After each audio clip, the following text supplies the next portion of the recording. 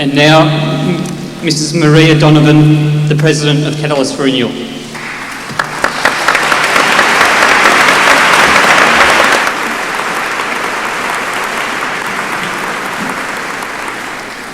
Ladies and gentlemen, thank you. It's my pleasant duty on behalf of Catalyst for Renewal to welcome you all here tonight to this, our first foray into organising a public forum of this size. In particular, I welcome our eminent speakers who have so generously accepted our invitation to be here tonight, and Geraldine Doog, one of our members, for so graciously taking on the role of moderator. I'll hand you over to Geraldine in a moment. Seated in the rows immediately in front of the speakers are some of our patrons and donors and representatives from those who support Catalyst both philosophically and in more practical ways. These include distinguished members of Catholic education offices and halls of learning, major superiors of religious congregations and their counsellors, and some who will be known to many, Bishop John Heaps and Bishop Pat Power, Morris and Joy West, Maisie Dunn,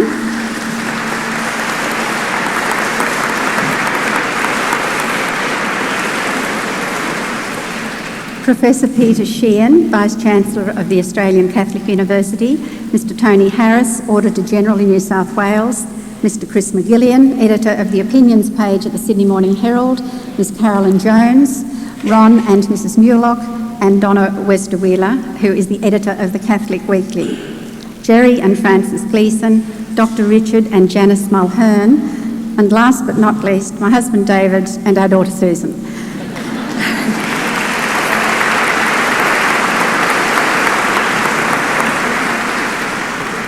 So to everyone, including our volunteers, many of whom are helping us tonight, welcome. We feel that tonight is a significant step in the history of Catalyst for Renewal. Our group, and indeed our spirituality, continue to develop. As we welcome you joyfully here tonight, we invite you to participate in that development and in our mission as together we struggle to help to contribute to the future of the Australian Church.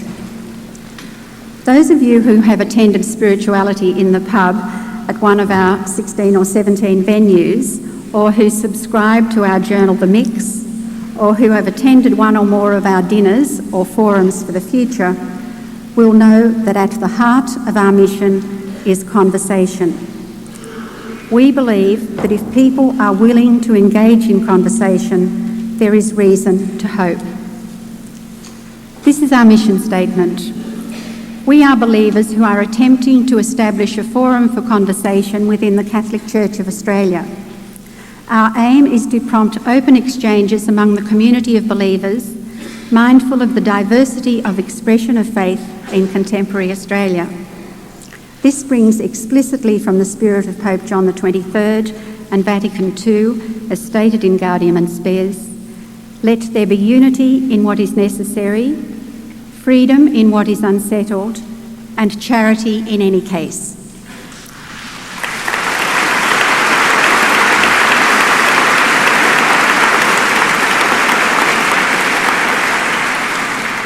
The statement of conclusion, the focus of our public forum tonight, as well as describing certain positive aspects of the Australian Church, contains some negative and offensive statements.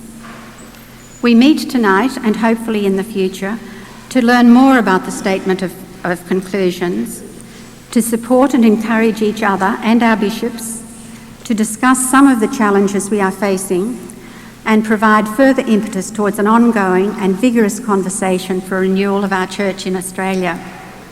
We are looking to move forward. As one of our speakers, Robert Fitzgerald, said on the Four Corners program a few weeks ago, the Church must not be fearful of the modern world. I would like to conclude with a few brief words about conversation. Good conversation involves mutual involvement, a disposition to openness, a gentleness and an inquiring mind. It does not involve defending an ideology, name-calling, raised voices or telling. Finally, may I state that an integral part of conversation is listening. Let us listen tonight not only to each other, but most importantly, to the movement of the Holy Spirit in our midst. Ladies and gentlemen, I invite you to stand and join in our opening prayer, which is the hymn, Come Holy Ghost Creator Come, the words of which you will find in your program, and Sister Catherine Tyrrell, RSJ, will lead us in this invocation of the Holy Spirit. Come, Holy Ghost, Creator, come from your bright heavenly throne. Come, take possession of our souls and make them all your own. Oh, guide our minds with your blessed light, with love.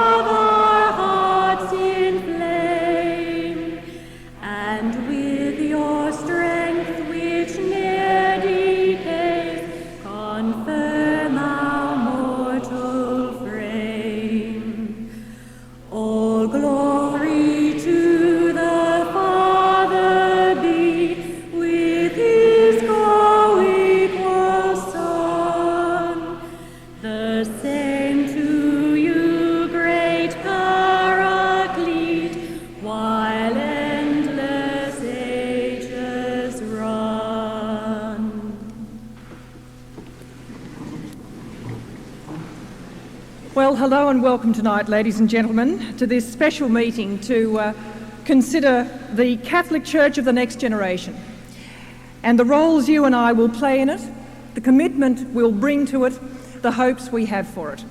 I'm Geraldine Dugan, I'm to be your moderator tonight, and I would like to outline first and foremost our order of events for the next 2 hours. We like to keep time in Catalyst, and so we will try to. 2 hours is our aim.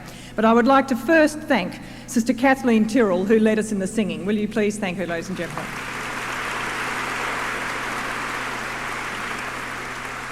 Now, we shall have 5 speakers tonight, and I'll introduce them to you individually. They'll speak for 8 to 10 minutes each. I shall try to keep it under control. I've never done that to a bishop before, but I'll attempt to do so. I heard people in the audience saying, we don't want speeches, we want to talk, we want to converse. So we will keep that as our aim. We're going to ask you, that should leave us 50 minutes roughly, by the way, about 50 minutes or so for some good discussion, which I think we'll all look forward to. Now, we're going to ask you to write your questions down. Because we've just got such a big number of people, we think it is better if we can write the questions down and they will be handed up to me. We'll have various people running around the hall for you to hand your question sheets to. We have run out of them already, so we're sort of ripping up bits of paper to try to give them to you, but you may have to ferret in your own bags for ways to write your questions down. But we will be sifting them at the side here under the leadership of Professor Tim O'Hearn and Kate Engelbrecht and his wife Margaret, and they will choose representative questions because we assume there'll be a lot, and we'll try to get some patterns in those questions, and they'll be handed up to me, and then I'll hand them to the individual speakers, or I'll put them to the panel. Now, bearing all that in mind, we might get underway, or blow that whistle ref, as Michael Whelans want to remind me. Can I welcome our first speaker tonight, Bishop Brian Heenan, who's flown down from Rockhampton to be with us, so we're most grateful. He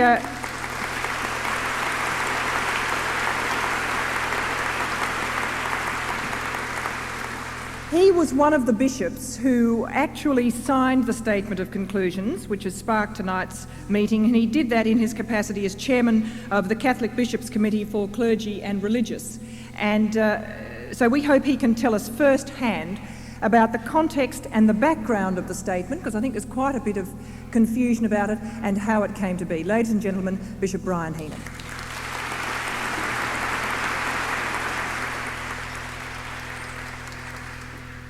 Thank you very much, Geraldine, and thank you all for the welcome. I'm delighted to be here tonight. Why am I here? Let me say, essentially because I love the church. I love particularly the church in Australia, and I'm privileged to be the shepherd for a wonderful people in central Queensland who are the Diocese of Rockhampton. I'm here not speaking on behalf of the other bishops, much less the Bishops' Conference. These reflections are solely mine. Because I love Jesus and the church he established, I'm concerned, like you all, over the hurt and confusion and division which is affecting our church at this time. So I've come here tonight to be part of a dialogue which will address at least some of the issues that concern us and to give of our best in promoting unity in Christ's work. Unity can live with diversity. Unity must live with tension. Unity cannot live with closed minds, anger or pettiness. My invitation was to tell something of the story of the Statement of Conclusions, which emanated from the Australian Bishops' meeting in Rome. You'll be aware that there were 3 events in Rome for the Australian Bishops last November-December: the Synod of Oceania, the 5 yearly or ad limina visits, the special meeting between some Australian bishops and the cardinal prefects of some Vatican congregations and their secretaries. The 3 events were totally separate. It's about the special meeting that I wish to speak tonight, and that meeting was special because such a meeting had not been held before. Representatives of the Australian bishops meeting with representatives of the Roman Curia. The Curia, through Cardinal Ratzinger, called the meeting. At the 98 conference, Australian Bishops' Conference, Cardinal Clancy announced to the Central Commission that the Curia wanted to meet to discuss the state of the Church in Australia. He named the 5 committees to be involved through their chairman and secretaries, namely Clergy and Religious, Liturgy, Education, Evangelisation, Doctrine and Morals. The Archbishops of Australia were also to attend if they were not already included, so that there were 15 of us altogether. I was there as the chairman for the Bishops' Committee for Clergy and Religious.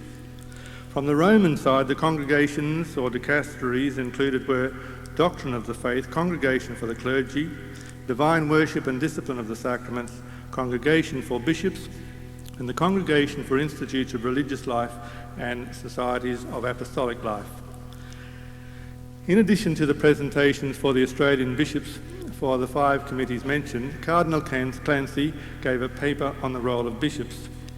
The Australian presenters went first. They had approximately 30 minutes, and there was time for clarification before the next presentation. The papers were written by the presenters, taking whatever advice they chose. In most cases, we, the general body of the bishops, did not know what was in the presentations. They were required in Rome several months ahead of the meeting. We did not see the Roman presentations. Again, after the Roman presentations, there was time for clarifications. It was then a time of free discussions for the remaining part of the 4 days. The chairing of each day was alternated between the Roman and the Australians. Archbishop Faulkner and Archbishop Carroll were our representatives. There was a very efficient translation service.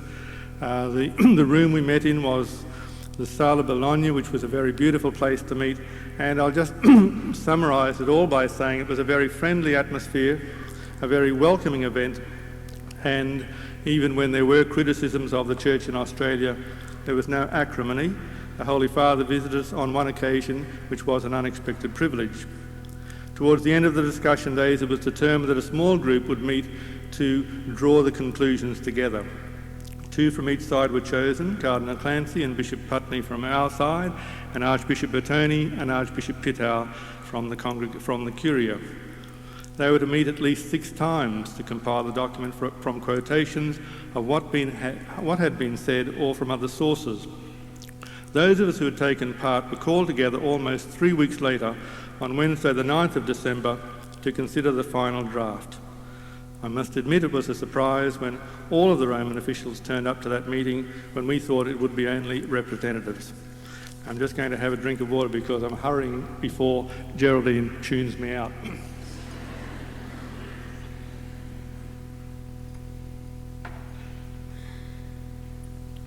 Well, there was a different meeting or different atmosphere at that meeting to my way of thinking, and there was a certain indication that there was a finality about the statement as it was then put together.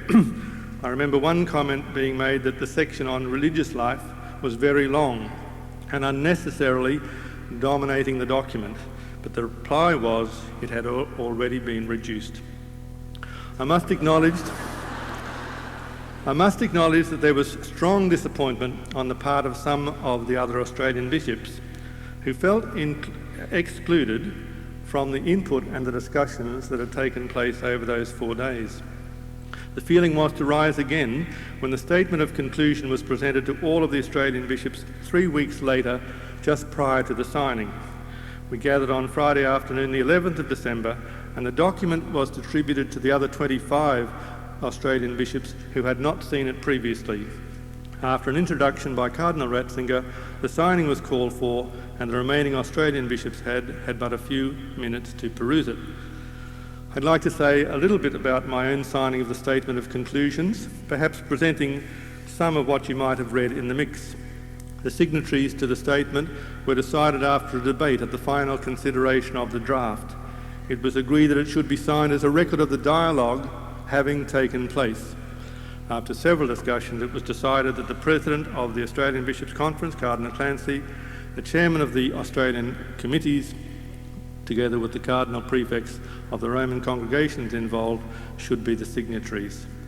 I did not sign it on behalf of all the Australian bishops, as I knew I had no right to. They had no input into the 4-day meeting, and they had no chance to adequately read the finished document before the signing. I must point out that some of the signatories believed that they were signing it on behalf of the Australian bishops. I was not. I was signing off on some conclusions of a meeting, not conclusions about the whole Australian Church. I point out Cardinal Ratzinger's introductory words, which clarified the matter for me. He said, "The signing of the document signifies that it is a fair representation of the dialogue that took place during the intercasterial meeting regarding some of the doctrinal and pastoral issues challenging the Church in Australia." I'd like to say a brief word about the strength of the document from my point of view. Cardinal Ratzinger, in speaking of the document, says, "After reading the document, it is hoped that each bishop will see that he can readily and easily give his support to its proposals and directions." To use words like "it is hoped" and to speak of proposals and directions, to me, does not give it great strength. He goes on to say, "It provides guidelines to the local bishop to affirm, admonish or correct as he sees fit, according to what is called for in each circumstance." In saying that, I'm not rejecting the statement or its context, but I am saying that this is how I see its origin. May I conclude with some further observations? It should be kept in mind that the sources for the conclusions document are what the Australian bishops presented, together with what their quinquennial or ad limina reports contained, together with the complaints that flow in from Australia through the pronuncio or directly, together with what the Roman authorities themselves presented. It is clear that some of the material was to be found in other statements like Vita Consecrata and addresses to other groups. I acknowledge that for me things are much clearer now after we have arrived home. When I arrived home after a few days in Manila from the Roman experience, I was surprised to find a negative reaction to my Roman visit. I soon discovered that the press had conveyed the document as an attack on the Church in Australia. I think the great mistake was to publish it so swiftly. It was a document for the bishops initially, and before we could consider it together, it was published with undue haste on the internet and through a press conference. Some of us had sought to delay its publishing, but to no avail. The bishops were in transit. Many did not return to their dioceses until Christmas or later. I repeat again, it was really the conclusions of a meeting, not of the entire Australian conference or the Australian Church. Can I say very quickly, I've had the benefit of sharing the colloquium with 75 religious and priests and enjoyed experiencing their love for the Church, their deep appreciation of their own role, the role of the laity, and the great support they have given to us, to our bishops. The Bishops' Conference last week in Sydney, as you know, issued a letter which I think has clarified some of the issues a little bit further. There is much to say in the document about the role of the bishop, religious, priest, liturgy and education, which is worthwhile and very much to be taken to heart. It does omit many of the strengths of the Church.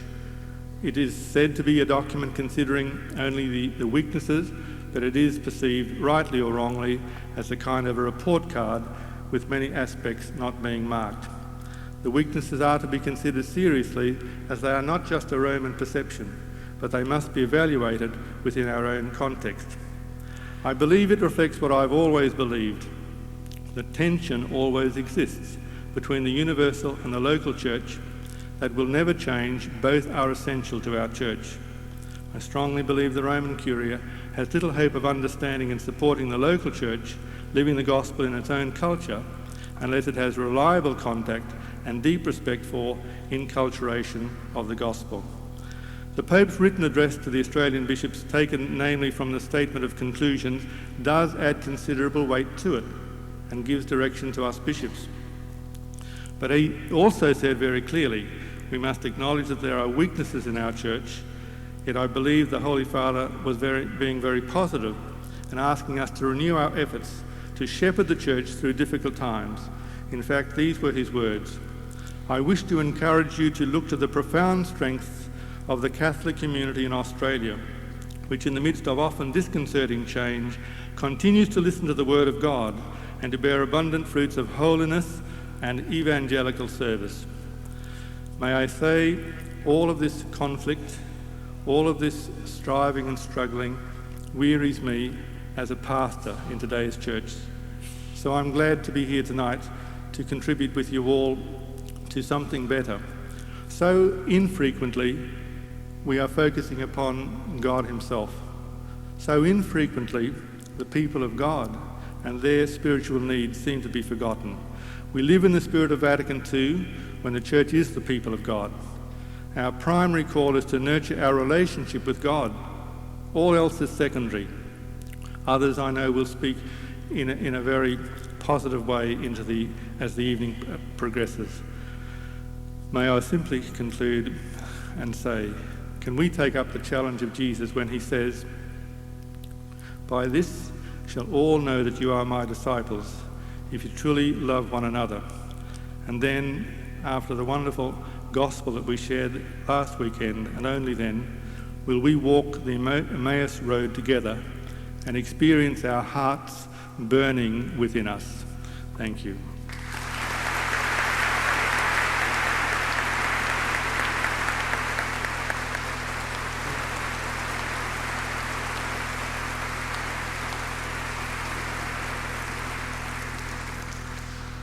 Thank you, Bishop Heenan. Beautifully kept to time. Thank you very much, even if it took a couple of years off your life.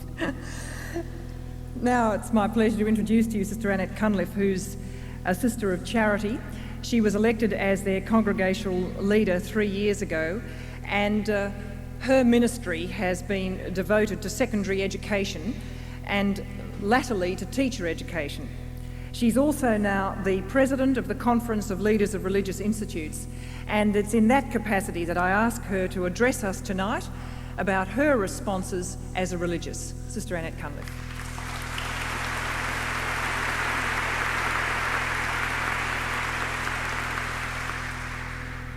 Good evening. It's my privilege and pleasure to be here. Despite some sections of the document which I found enlightening and enriching, my overall response is one of disappointment with the statement. I asked for comments from other leaders of religious institutes, and one graphically summed up her experience of the document using the image of being alternately patted on the head and skewered in the stomach. The aim of the meetings was better understanding of the situation of the Church in Australia. If the statement reflects that better understanding, the meetings seem to have fallen far short of their aim, as the document's portrayal does not ring true to the experience of a large number of Catholics. There is also a sense in which the statement suffers from internal contradictions. While asking bishops to foster unity and prevent factions and divisions, the press release which accompanied the document acknowledged that some of the issues which occasioned the meetings emerged from other reports received by the 6 Roman congregations. This seems to make it evident that groups or individuals have reported issues directly to Rome. This course of action is perceived by many as a significant source of such factions and divisions. The Bishop's statement last week discouraging this approach was most welcome. No one could argue with the fact that both positive and negative aspects are evident in the Church here. We are both the mystical body, continuing to live out the mission of Christ, and the pilgrim people of God, made up of flawed, sinful people, though loved and forgiven through Christ's saving action. I accept the statement's challenge to us to live more authentically as the Australian face of the mystical body. However, I found the preponderance of negative comments disturbing. The imbalance was in fact startling. For example, there was just one paragraph devoted to positive aspects of the current situation, followed by 5 addressing a weakness, a crisis, challenges and problems. A similar pattern can be found throughout most of the document. Like most thinking and involved Catholics, I acknowledge the weaknesses, challenges, problems and probably even crises facing us. One of my concerns, though, is that the statement fails to define clearly the significant issues and omits direct mention of some major concerns we face. One of these, the scandal of sexual and physical abuse, continues to affect deeply the morale of all members of the Church. The statement deals with the role of the priest. It alleges attempts to marginalise the priesthood and to cloud the identity of the priest when tasks have been entrusted to laity that belong to the ministerial priesthood. It further refers to excessive involvement of the priest in areas that should be attended to by a committed and well-formed laity. I believe that the statement does us a great service by calling attention to the essential role of the priest, but it certainly does not suggest a way forward. It does not seem to me to have faced squarely the reality of the scarcity of priests. The only reference to priestly vocations comes in the section on the bishop, which states his duty to promote all vocations, especially to the priesthood. There is apparently no recognition of the reality that we are facing in many places in Australia, that the faithful are deprived of even weekly Eucharist because there are simply too few priests spread over vast distances. To me, any serious exploration of the situation of the Church in Australia must acknowledge this. The positive aspects of the statement ring true to my experience of church, but the omission from the meeting, and therefore the statement, of some significant aspects, particularly the laity and our efforts for social justice, make this seem a very inward-looking document. One must surely ask why these aspects were omitted and what effect these omissions have had on Rome's understanding of the Church in Australia. I am puzzled by the conclusions surrounding the issue of a decline in the sense of sin. I am certain that the situation is not so simple. Indeed, the numbers who have been attending both the second and third rites of reconciliation suggest to me the emergence of a widespread realisation of sin and its communal dimension. The extent of interest in and discussion about sacramental reconciliation reinforce this. Another statement I found extremely puzzling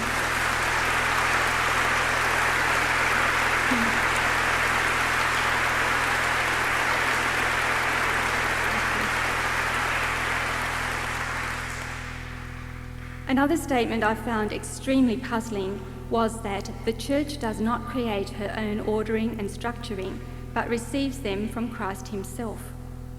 This is not how I see Christ's relationship to the Church. I cannot describe my response to the statement without reference to the section on religious life. As in other places, it commences with the affirmation of consecrated life, then proceeds immediately to emphasise problems and areas of concern. I see the paragraph on the decline in religious vocations as simplistic, both in its analysis of the situation and the suggested response.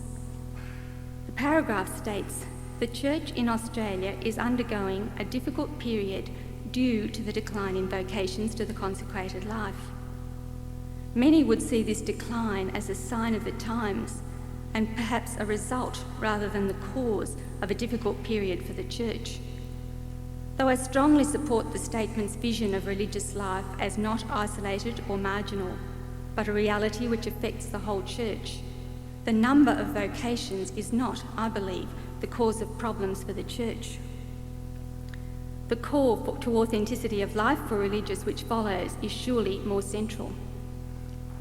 However, the placement of that call to authenticity could imply that its absence is seen as the cause of the decline in vocations.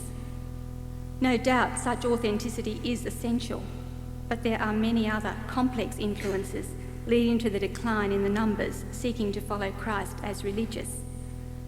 The previous large numbers entering religious life may even have been the aberration. Some suggest that the consecrated life was never meant to attract large numbers. The enhanced opportunity for other members of the laity to contribute actively and even in full-time ministry to the church is no doubt a factor. This is seen by many as freeing religious to return to their original purpose, not to be a workforce in the church, but, in the words of Joan Chittister, a spiritual voice, a countercultural sign, a prophetic presence in the culture.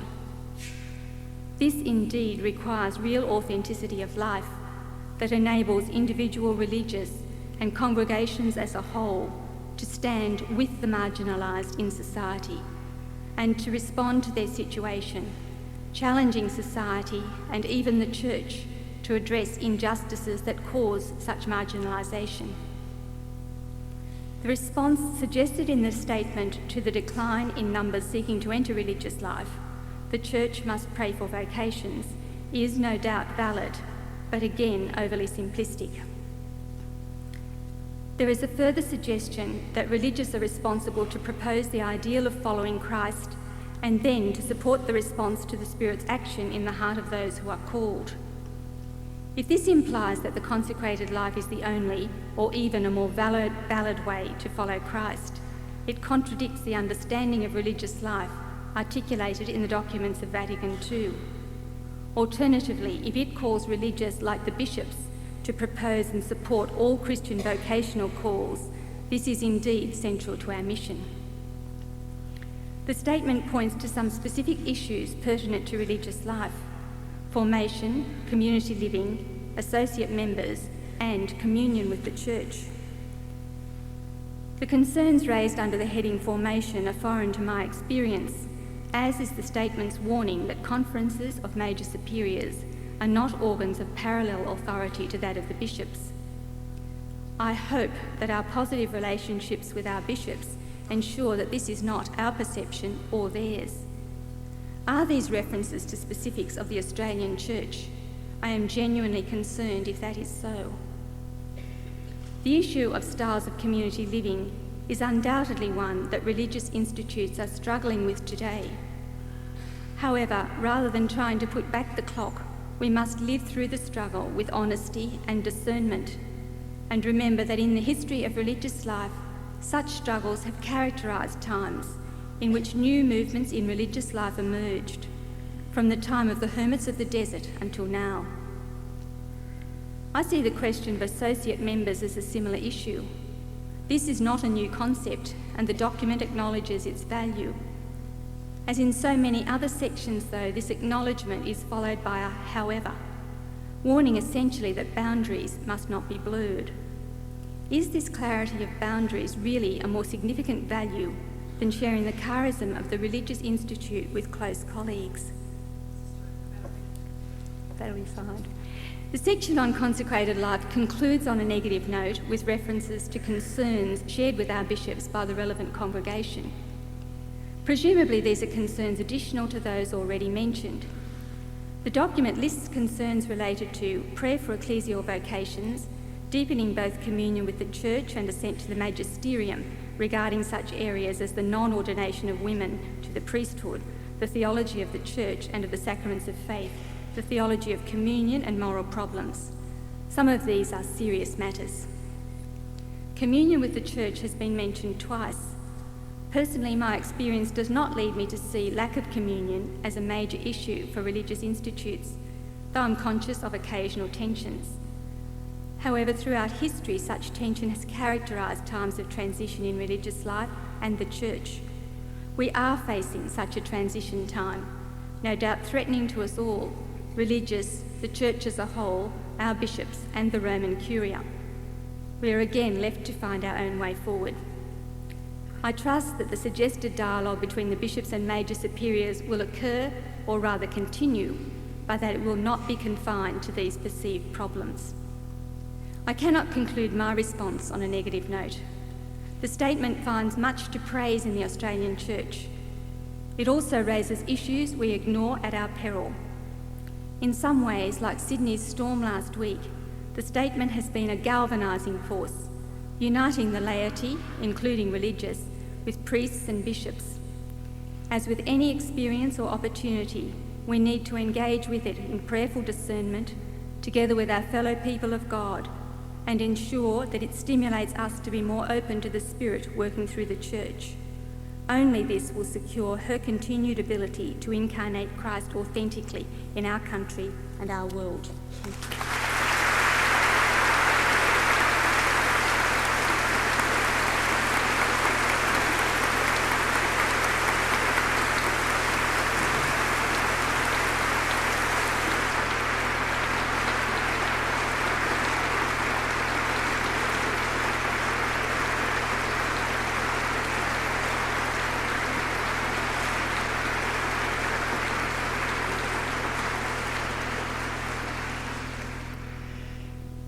Thank you, Sister Annette. Now, look, I don't know quite what conclusions we might draw from this, but after our next speaker, Robert Fitzgerald, appeared with me recently on a Four Corners program, I was quite surprised by the number of people who came up to me and said, I had no idea Robert was Catholic.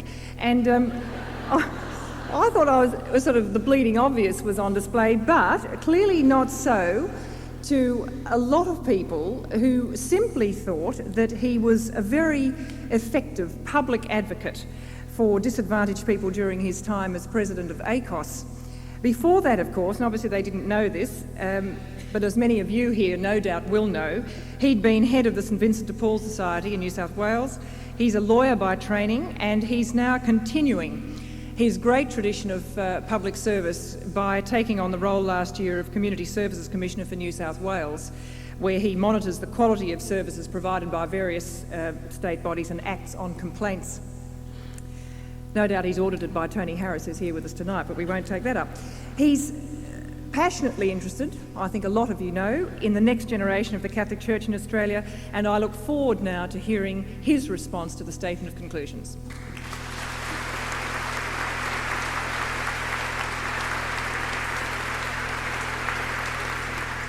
Well, thanks, Geraldine. Bishops, religious, priests, fellow travellers from the left and right of church, from the Conservatives and the Liberals, because I'm sure they're all here tonight. This is a moment of awesome joy to be here this evening, and it's one that I welcome in some senses. It's great to be here to take up the call of the bishops to enter into a prayerful collaboration in developing strategies for the future of the church. But it's an onerous privilege that I have. I don't pretend to be a scholar, for I'm not. I'm not a theologian, nor do I understand much of the theology of church. Much of what I might say tonight might not be correct, and I'm sure there are some in the gathering that will tell me I'm entirely wrong. And maybe I am. But all I can say to you are the things that I feel, that I think, after prayerful reflection, not only on the statement, but beyond. Tonight we come here because we are a people, a part of the faithful of our church, who have an authentic love of God and an overwhelming loyalty to the Catholic Church. There are some in our community who would say that the mere questioning, the mere debating, the mere discussing of these issues brings into question that loyalty. Yet the history of this church and the history of its saints shows that nothing could be further from the truth. It is those who have loved and have been loyal to the church that have taken the risks to raise the questions openly, honestly, and forthrightly. It is because of that love and loyalty that you are here tonight, to share our views, to express our concerns, and to put on the table our hopes. But just lest we should worry, we have a much easier road than in previous times. It was once said that when in Rome in 1846, Pope Gregory VI alternately blessed his subjects and then shot them. Pope Pius IX was much more generous, he simply imprisoned them. At least in Sydney that doesn't occur, although Melbourne, I'm not so sure.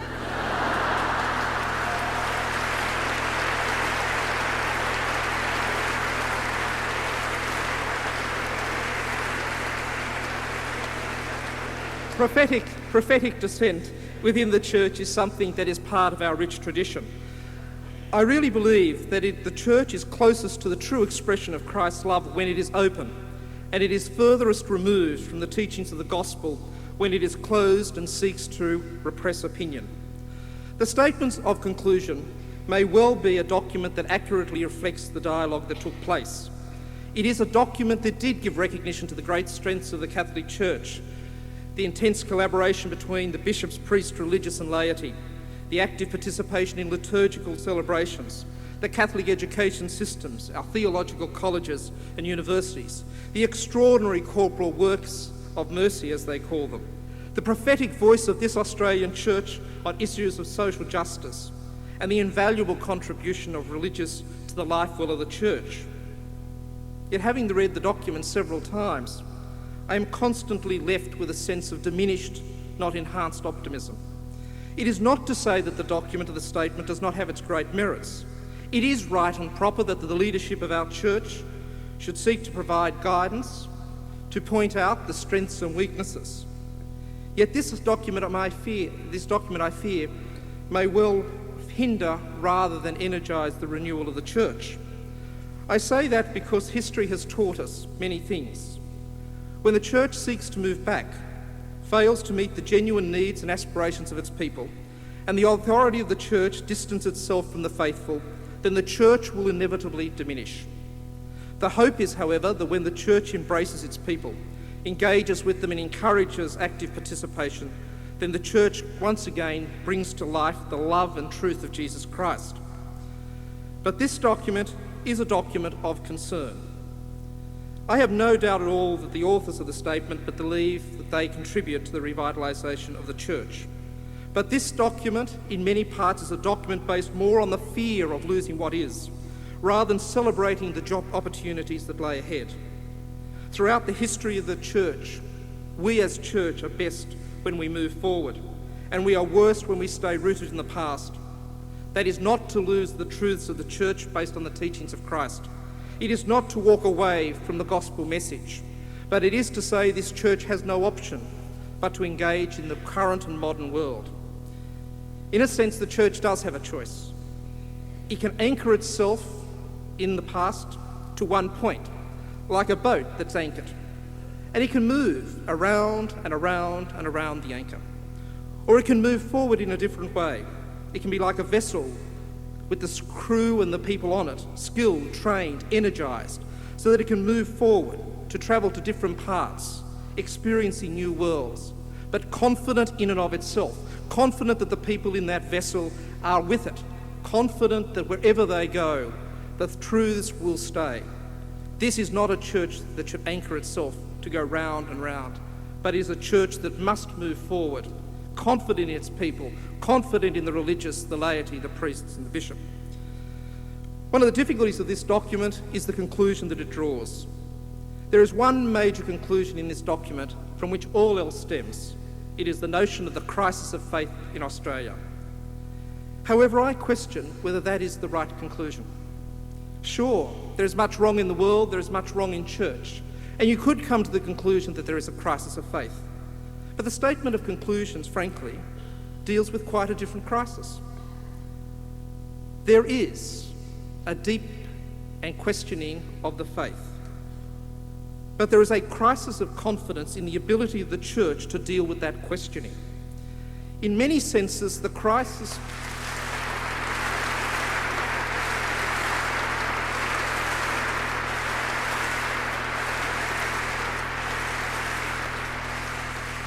In many ways, this is an extraordinary dialogue and an extraordinary document, for in no way does it acknowledge the leadership's own weaknesses and inability to deal with the questions raised in relation to the faith by the faithful.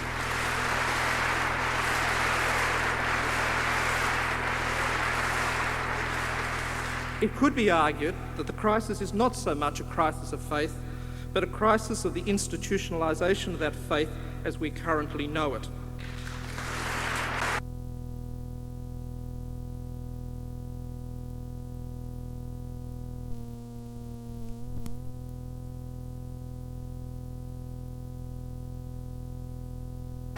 It is simply this, that the faithful cry out daily for help to meet their needs. They cry out to a church to help them answer the needs of living life in this difficult world.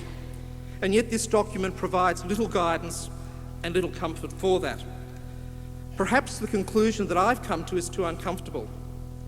Because in one sense, when you read the document over and over again, whether it is intended or unintended, and I take it that it was never intended, that this document is not talking of crisis of faith, it is a talking of the crisis of the faithful. In some senses, the sign of hope is diminished in this document because its obsession with power and authority. And let us be very clear.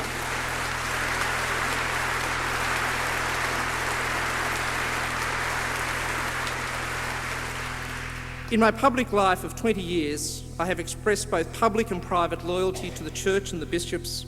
I do so again tonight, and I will do so until I die. But there is a false debate propagated by some in the Church.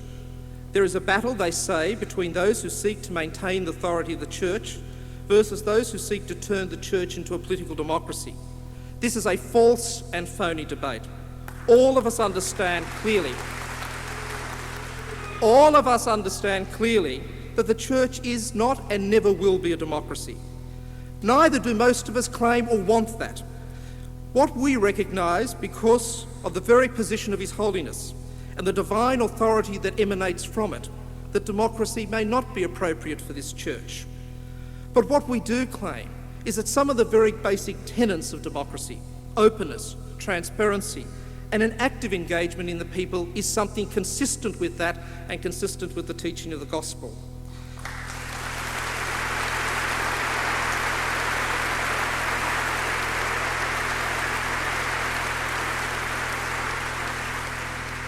Put simply, it is because of the model of authority that we accept in church that places greatest onus on those who exercise that authority to engage the faithful. If this were a democracy, their responsibilities would be less. But because this is an authority given, not earned, it is one that therefore requires even greater engagement and listening to and responding to the needs of the faithful. It is that in which the great crisis of church really exists. Okay. What we have to do, I think, is this. In many senses, the document challenges us. We have to move forward. There are parts of the document and of recent statements that are of grave concern. Issues surrounding the Third Right and so on are of concern to many, although there would be others here that support that stand. What is missing from this document is the dealing with the major issues of our times. For us as a church in Australia, it is some of these. How do we become more relevant to the poor and the vulnerable of our communities who are no longer part of the church, a church that in many senses was established for them? How do we re-engage young people?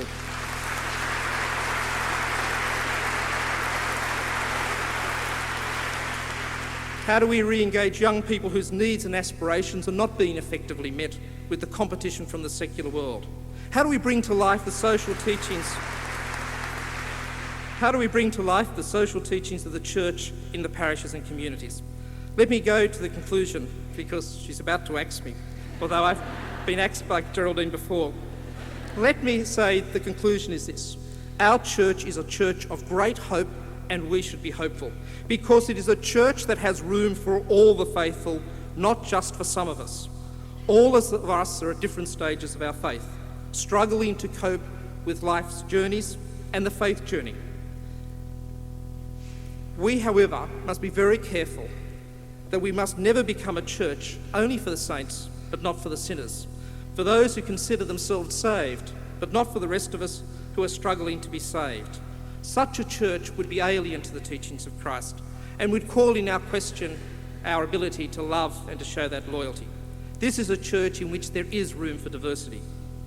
Yes, there is a struggle within the church, a struggle not about the left and right, not about the primacy of conscience over the authority of the church, not about the belief in democracy over the current order. It is a struggle between a vision of a church that celebrates diversity, openness and love of expression, or a church of the elite, closed, safe and excluding of many. Tonight here, we come here because of our love and our loyalty to church. We come to work together.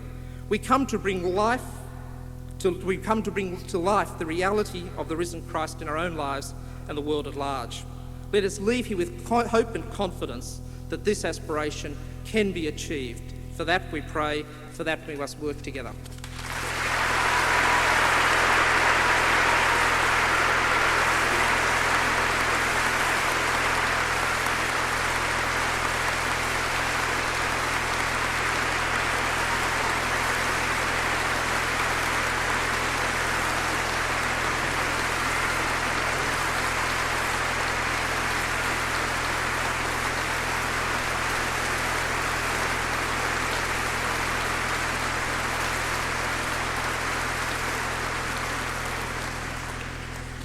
I don't think they liked it. Thank you, Robert. Father Michael Whelan wears a couple of hats. He's a Marist priest, he's a great teacher of theology, and many Sydney-siders who attended the Catholic Theological Institute at Hunters Hill, CTU, have benefited from his commitment to equipping people with mature adult faith to match their needs of living in our modern world with all our dilemmas. He's also the Executive Director of Catalyst for Renewal, and he's presided over its growth and is constantly reflecting on the best ways to foster a thriving Catholic Church in the contemporary Australia we know and love. I ask him now for his insights on the challenges posed by the statement for the Australian Church.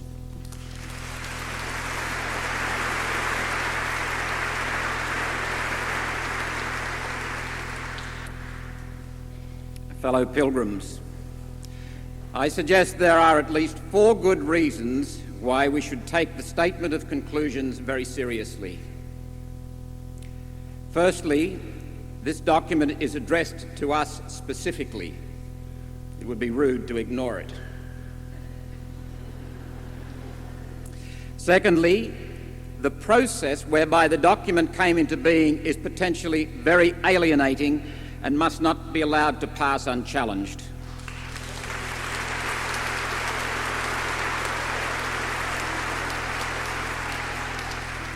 Thirdly, there is an implicit content relating to authority and the nature of the Church that is opposed to the teaching and spirit of the Second Vatican Council.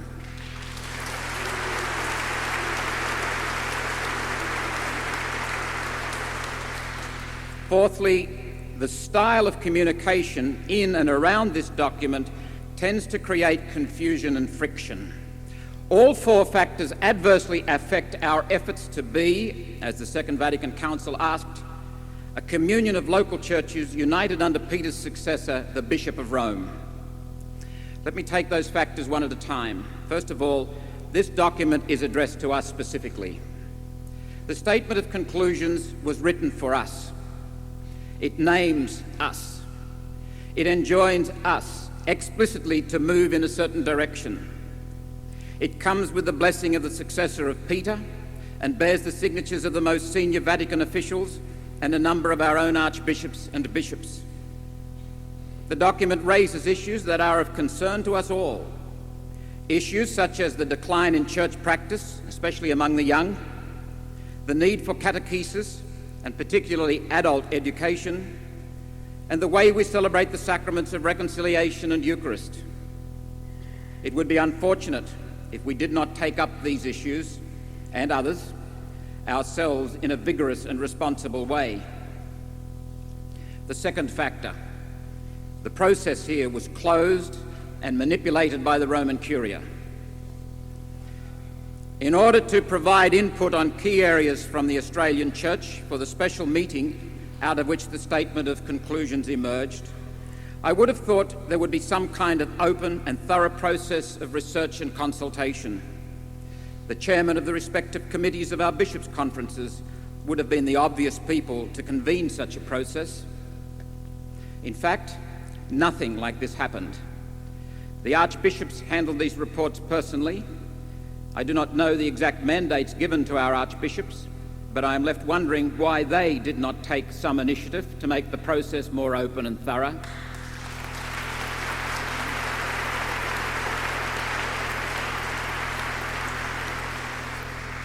At the special meeting, the archbishops were given half an hour each to present their reports. The Roman Curia placed no such time restrictions on their own inputs. And when the document was finally presented for signing, omitting, it seems, some significant interventions from our own bishops, no time was given for careful study and open discussion of the final draft. The manipulation and lack of transparency raised some obvious questions. A justice question. When decisions that radically affect our lives are being made, should we not be part of the process if it is at all possible?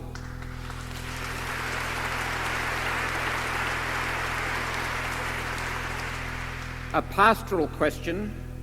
Where is the dialogue that so characterised Pope John XXIII and the Second Vatican Council, the dialogue for which Pope Paul VI called in his 1964 encyclical Ecclesiam Suam? A leadership question.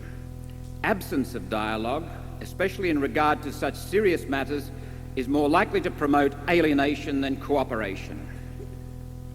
The third factor. The exercise of authority used here and the understanding of church implicit in this document are both contrary to the teachings and spirit of the Second Vatican Council. The Roman Curia has become a sort of counter-college to the College of Bishops.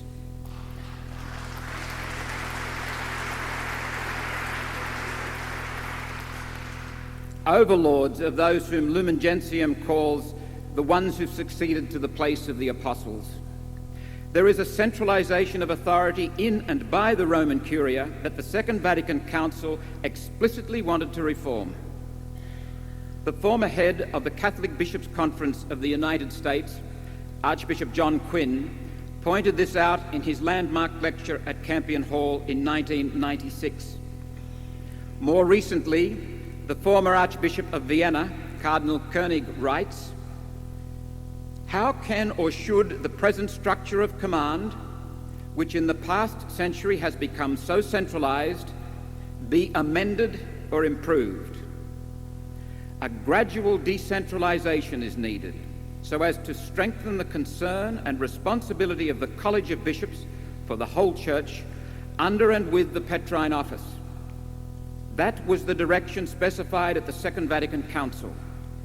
At the same time, the competence of individual bishops, both locally and regionally, needs to be strengthened too, for they are the shepherds of their local churches, the vicars of Christ in their own dioceses.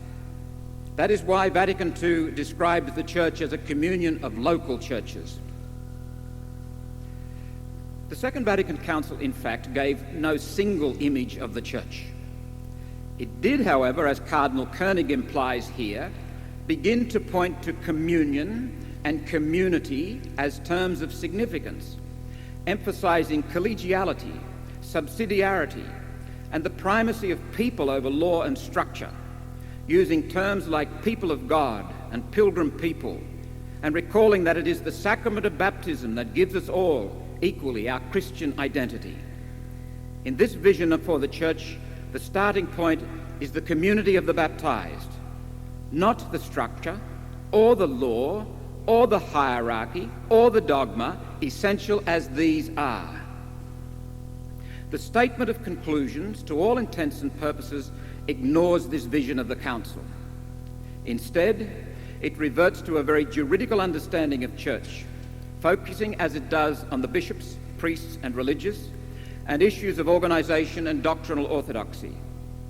As a consequence, it tends, on the one hand, to have a skewed view of the legitimate issues it does raise, and on the other hand, it tends to overlook other issues that ought to be raised by such a document. For example, it sees tolerance and feminist scholarship and the questioning of classical anthropology and the suggestion that the Church needs to be reorganized as threats, but doesn't seem interested, for example, in the need for dialogue with the emerging culture, or the considerable array of challenges to family life, or the shortcomings of our traditional moral thinking and its teaching, and the deep pain and alienation it has caused and still causes many, or the fact that a growing number of Catholic communities are unable to celebrate the Eucharist because there's no priest available. The fourth factor, This document is saying more than it's saying. To use a good Australian phrase, the communication in this document is not fair dinkum. It bears all the hallmarks of hidden agenda. Given the secrecy and manipulation associated with its development, the incoherence and lack of cogency of some of its more significant content, I believe the real agenda is implicit rather than explicit. And this agenda is about power and maintenance of a certain organisational system, regardless of whether that system enhances or diminishes the Church's ability to be a sign or sacrament of God's liberating love in the world.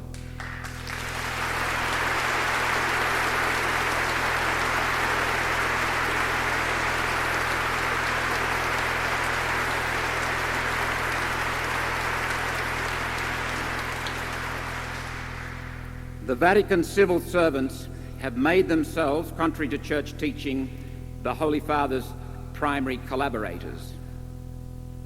Forgive me for seeing a parallel here with that best of all British comedies, Yes, Minister.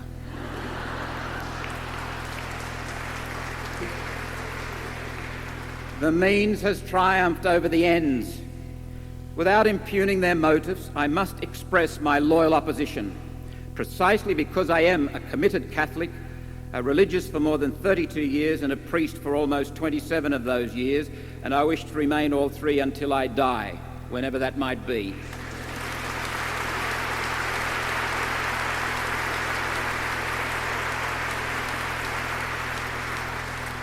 By way of conclusion, as a local church, we in Australia need to be, and want to be, I believe, a faithful part of that communion of local churches scattered throughout the world. In no way do we want to undermine the authority of Peter. On the contrary, we want to see that authority flourish in a way that serves the communion of local churches and helps us all to be sacraments or signs of God's liberating love in our world. The statement of conclusions, in fact, undermines the authority of Rome and brings the gospel into disrepute by claiming too much and by doing it in such ill-informed, clumsy and insensitive ways. By way of welcome contrast,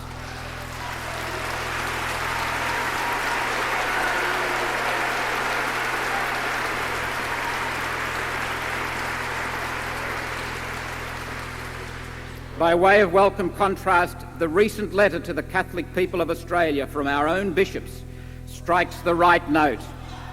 We encourage a constructive dialogue that builds harmony.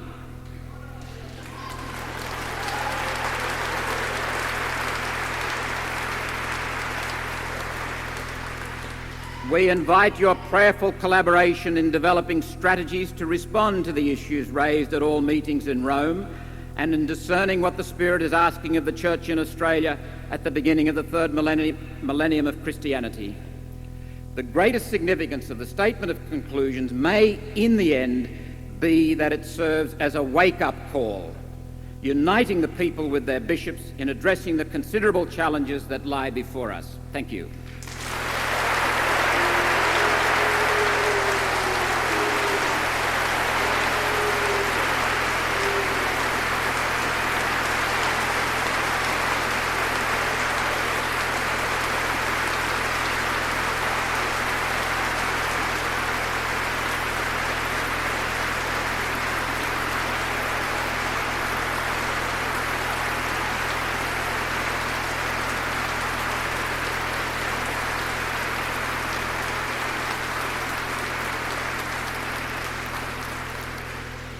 Thank you, Michael Whelan. And I do remind you there'll be opportunity for questions after our next speaker. Now, our last speaker was in Rome for the Oceania Synod, though he wasn't at some of these meetings we've heard about. He's an auxiliary bishop in Sydney and also wears several hats. He's chairman of the Catholic Bishops' Conference National Committee for Professional Standards and has played a leading role in the response to the sexual abuse crisis, and also secretary...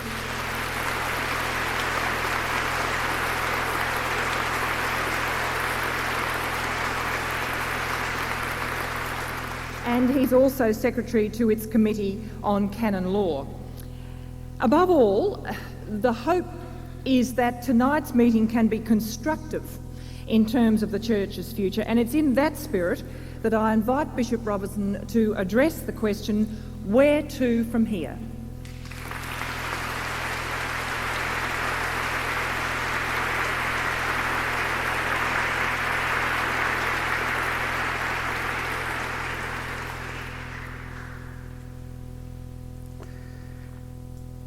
My sisters and brothers in Christ, on the first day of the Synod for Oceania last November, I addressed the Pope and the assembled cardinals and bishops on the subject of sexual abuse.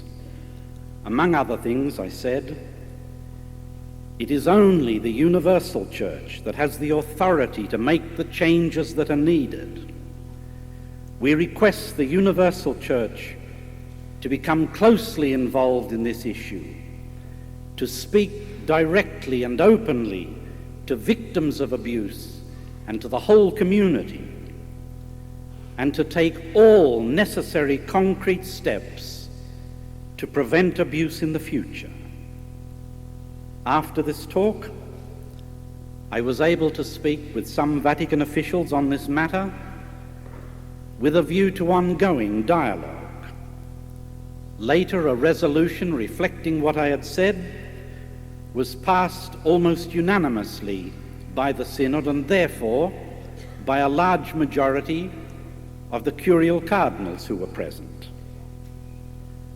I would strongly reject the idea that because this was not part of the meeting that led to the statement of conclusions, it was therefore unimportant and irrelevant.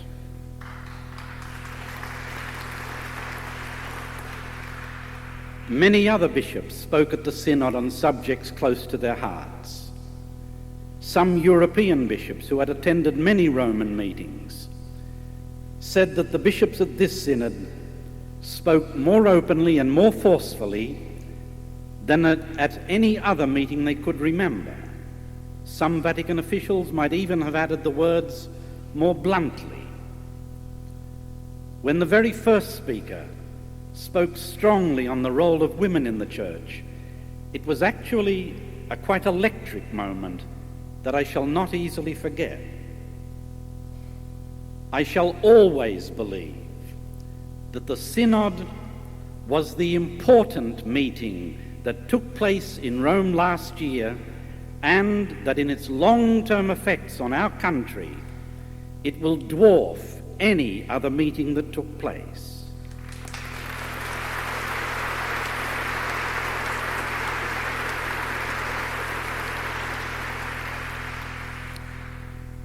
A 1,000 kilometers or two north of Samoa is a group of tiny islands with 1,700 inhabitants, about 500 of whom are Catholics. There are 2 parishes on 2 islands several hundred kilometers apart, with 1 priest to look after both. The overwhelming social problem is the very high incidence of alcoholism among the adult male population. If the Church on those islands can speak to this problem, it is relevant. If it cannot speak to this problem, it is irrelevant. No other issue matters. I tell this story to indicate that synods in Rome have a habit of reminding those present of the universal Church and of its many needs, of reminding all of us that our own concerns are far from being the only concerns in the world. I shall remember the Synod as a positive and at times quite moving experience. So where to from now? At the end of the Synod, the Pope met with the Australian bishops, and he was not referring solely to the statement of conclusions when he said, "The Church in Australia faces a complex situation which calls for careful discernment. It is this discernment to which we are all called at the beginning of the 3rd millennium. It is not to be based on any one document, or even on all the things that were said at a synod, but on the total situation of our country at this time.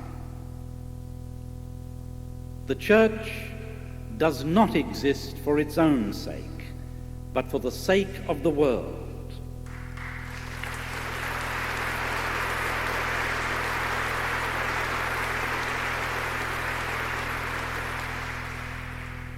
It should never turn in on itself.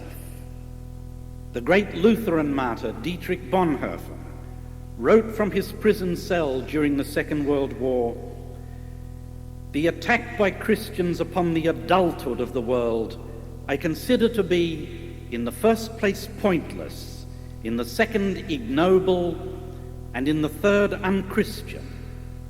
The place of religion is taken by the Church, but the world is made to depend on itself and left to its own devices, and that is all wrong." In recent weeks, we have been reminded of the size of the problems of drug abuse and youth suicide.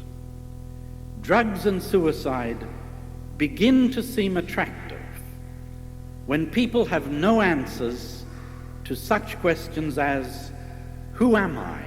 Where do I come from? Where am I going? What is the purpose and meaning of my existence on this planet?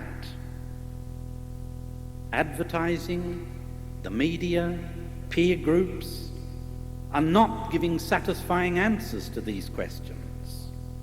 And as long as they remain turned in on themselves, neither are the churches.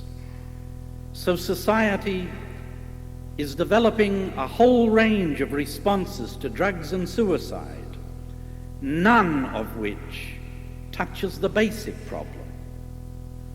We must all be deeply concerned about what our society and our church are saying to the young about the very reasons for existing, the very meaning of life. Ultimately, this is not a social, but a spiritual issue. For the same spiritual reasons, I believe that both in society and in the church, we must, in the words of the Pope, carefully discern such matters as the place of women, the many forms of abuse of others that take place, the way we treat the marginalized, the insidious presence of racism. Both in the church and in society, we must seek to discern how individualism and the good of the community can be balanced, how the need for a sustainable environment can be balanced with human progress, how Australia's development is to be balanced with our duties towards less endowed countries.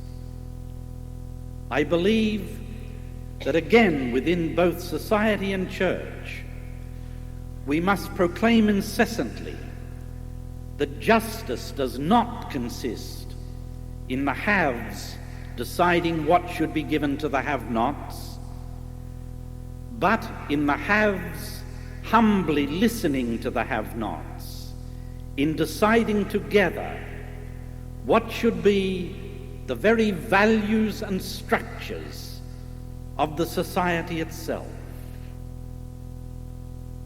This is not to deny that there are specifically church issues that need attention and resolution.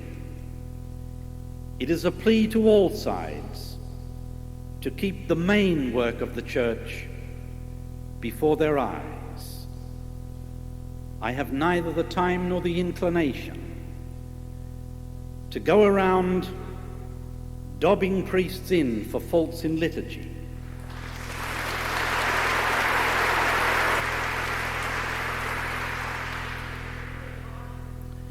But excuse me, I'm also disappointed if that's the only part of my speech that was applauded. And I have no desire to attack those people who have difficulty with development and change in the church.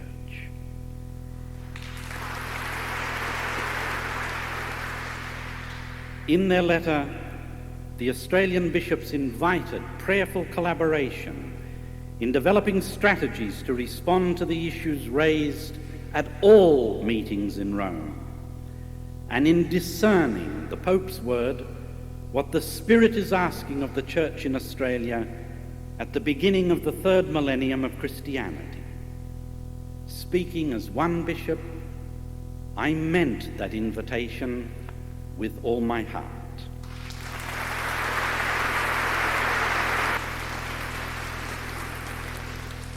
Thank you, Bishop Robinson. Now, I want to thank all our speakers, and I'll thank them again at the end of the night so you can save your applause. Now to your questions. Now, as I said previously, I'll just go through some housekeeping now. I'd like you to write them clearly on the sheet provided, and I think a lot of you took sheets out the front, and hand them to one of the collectors. I want to thank the senior students of Mount St Joseph's College Milperra and St Joseph's College Hunters Hill, who are going to be the agile runners running up and down. So you can start handing them if you want, just sort of wave your hand, and they'll come and collect them and take them to this table over here, which is presided over by Professor Tim O'Hearn, who will be sifting the questions and handing them up to me, and I'll put them to whomever you particularly want them addressed to, or if it's just to the panel, well, I'll sort of make my judgment depending on the nature of the question. And we hope they will be as full and frank as possible, so please don't hold back. But we won't be taking questions from the floor. And look, while we're readying ourselves, just a couple of other things. Our version of the plate will be coming around. It wouldn't be a Catholic meeting without it. Baskets, in fact, I think it's to be, to encourage you to give what you think you can. Naturally, Catalyst has faced considerable costs in putting tonight's meeting on in the Town Hall. We are a volunteer group with just a couple of people paid the equivalent of religious stipends, and you can see out in the vestibule various details of our activities. We're trying to grow as an organisation to be of service to the Church, to meet some of the needs of the modern pilgrim people, as we've been discussing tonight. And there are membership forms out there, there are copies of the mix, there are details of spirituality in the pub and the various venues that have exploded around us. And I think many of you will probably know that when you're involved in these voluntary efforts, especially if you want to do well, you have to start thinking about raising enough money to start appointing people on full-time salaries to grow and develop Catalysts. So with volunteer groups these days, they only last for so long, and they get exhausted if there aren't people who can actually take up the cudgels in a full-time fashion and then guide people from there on in. So look, we'd really welcome all sorts of support. Please feel free to give what you can. If you feel very generous, we'd be very grateful, but I shall leave that up to you. But there'll be plenty of people standing around too, wearing these badges, if you'd like to ask any questions of Catalyst people and just find out more about our activities. Now, I'd just like, while we're gathering questions now, I also just want to read, before we start, a statement that Morris West, who's here with us tonight with his wife Joy, has faxed to us. And because we invited him and his wife to come along, and this is the statement that he wished us to read. One prays and hopes for the active exercise of the apostolic pastoral autonomy of our bishops, who alone can understand and interpret our needs as a pilgrim church. We pray that they'll find courage and voice in their fraternal counsel with the Pontiff and in their dealings with the Roman dicasteries, whose role it is and must be that of servants of the servants of God. So thank you, Morris West, for that statement.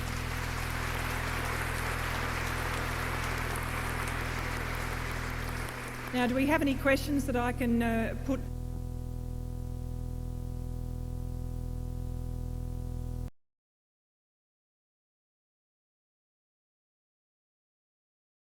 Paul VI published his first encyclical, Ecclesiam Suam. He recalls Pope John XXIII's emphasis on aggiornamento, saying, "We want to recall it aggiornamento, to mind as a stimulus to preserve the perennial vitality of the Church, her continuous awareness and ability to study the signs of the times, and her constantly youthful agility in scrutinizing it all carefully and retaining only what is good, always and everywhere. With this aggiornamento, or renewal, in mind, Pope Paul urged us to act through the dignity of dialogue. Act through the dignity of dialogue, which, he says, excludes the a priori condemnation, the offensive and time-worn polemic. He then continues, the dialogue is not proud, it's not bitter, it's not offensive. Its authority is intrinsic to the truth it explains, to the charity it communicates, to the example it proposes. It is not a command, it is not an imposition, it is peaceful, it avoids violent methods, it is patient, it is generous. Bishop Brian Heenan has returned to Sydney tonight. He went home after the Bishops' Conference last week. I believe it's been very generous and indeed brave of him to come back here. I know Brian is a deeply pastoral man, and I think you've seen that tonight. He has spoken of or witnessed to the deeply personal dimension. We can talk about the church in abstract terms, but he was a human being who went through the process, complex process, and he reminds us of the relativity of this meeting and the relativity of the document it produced. It's not a replacement for the Vatican documents. Sister Annette reminds us of the tension between the mystical body of Christ and being pilgrim church. We're a mystical reality, but we're also a footsore reality. And there are certain inconsistencies manifest in this document, which seem to be symptomatic perhaps of the Roman Curia, inconsistencies between the human reality that we find here on the ground in Australia and the way it's perceived. Robert has emphasised our need to embrace the modern world, to welcome the questions. Questions don't mean disloyalty. Conversation doesn't mean infidelity. We must struggle and see these questions as promise rather than threat. Bishop Robinson has asked us to bear in mind the perspective of it all, the context, the big picture, not get lost in this or that, certainly not become obsessed with this or that, witnessing to the gospel in response to the very real questions, the actual questions that are arising in the community, and a need for a discernment in this. What does the gospel ask of us today? What does it mean to be a disciple of Jesus Christ in Australia at the end of this century? Pope John Paul II, in May 1995, about 30 years after Pope Paul VI wrote Ecclesiam Suam, Pope John Paul wrote his encyclical Ut Unum Sint, an encyclical I think that probably hasn't received enough attention. He emphasises dialogue here, using that word more than 100 times in that document. He recalls the biblical as well as contemporary understanding of the human person when he writes beautifully and insightfully, the capacity for dialogue is rooted in the nature of the person and human dignity. The human person is in fact, and here he quotes from Gaudium et Spes, is in fact the only creature on earth which God willed for itself. Thus we cannot fully find ourselves except through a sincere gift of ourselves. Dialogue is an indispensable step along the path toward human self-realization, the self-realization both of each individual and of every human community. In that spirit, ancient and ever new, a spirit which pertains to the very nature and dignity of the human person, we've come together tonight. We should do everything we possibly can to ensure that the Catholic Church in Australia develops that spirit in abundance. Thank you all very, very much.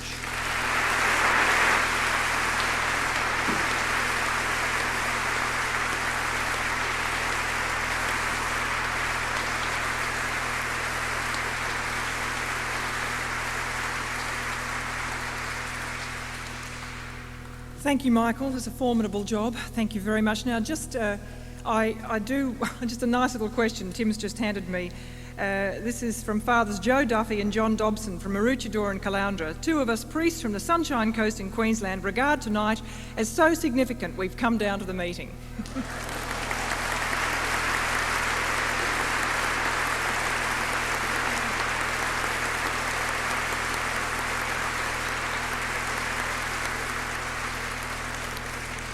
Beautiful one day, raining the next.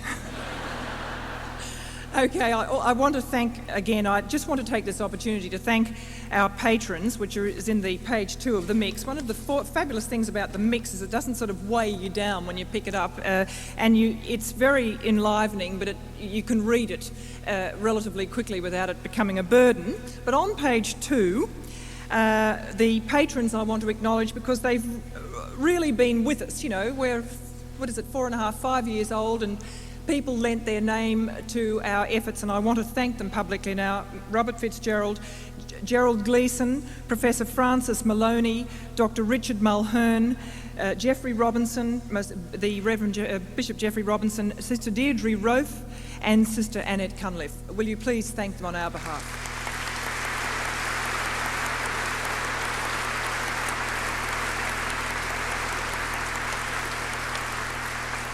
We had a lot of apologies too. I won't read through them, but there were 10 bishops. The Papal Nuncio contacted us, and many volunteers have given of their services tonight. Lots of people who wish they could be here were not able to be, and I want to thank them in absentia. And again, all details out in the vestibule. Thank you very much for your attendance tonight. I think it has lived up to our expectations and been quite an historic night in many ways. I notice that Kathleen Tyrrell has joined us on stage, but Bishop Robinson, I invite him, would you please stand? We'll have a blessing and a final hymn, and thank you indeed for joining us tonight.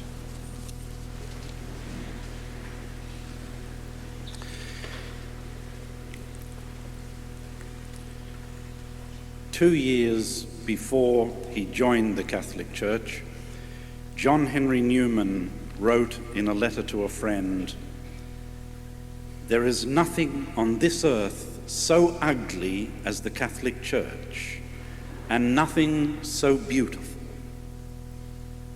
Lord, thank you for the beauty. We have all seen the ugliness in its history and today. But none of us would be here tonight if we had not also seen the beauty and experienced that beauty. Thank you, Lord, for the presence of that beauty in our life. May we do all in our power to take away the ugliness, to let the beauty shine. And may you, God, bless us, Father, Son, and Holy Spirit. Amen." Please join in.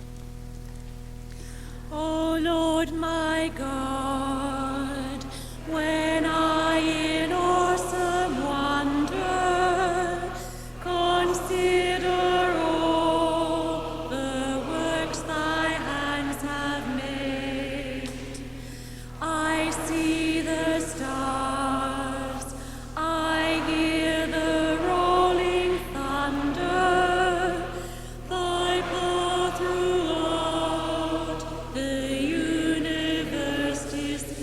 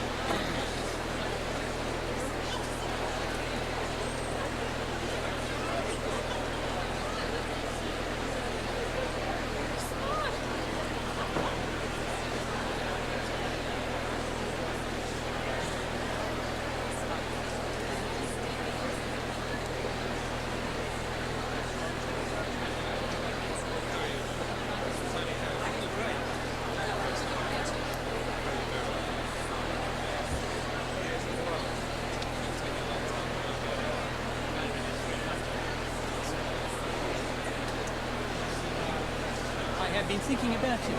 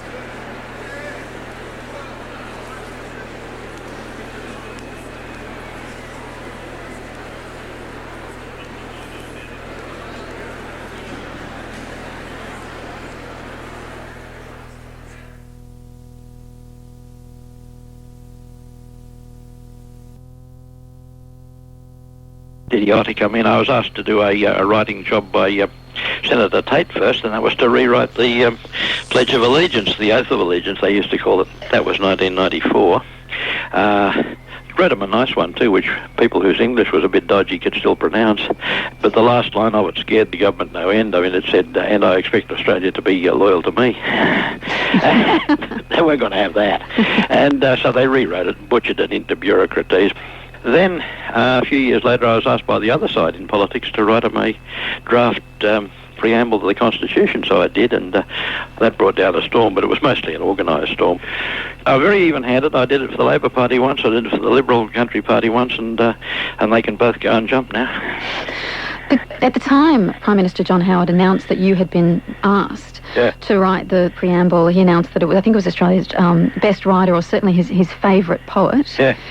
Did he ever single out any of your poems as particular favourites? No. Or talk to you about your poetry? No, we didn't talk about that at all. We talked about the old Sydney University songbook, which he knew better than I did. I mean, he was an evening student, and they went to long, dreary meetings of the Liberal Club after lectures at night, and they sang these songs from the Sydney University Liberal Club song, the Sydney University songbook.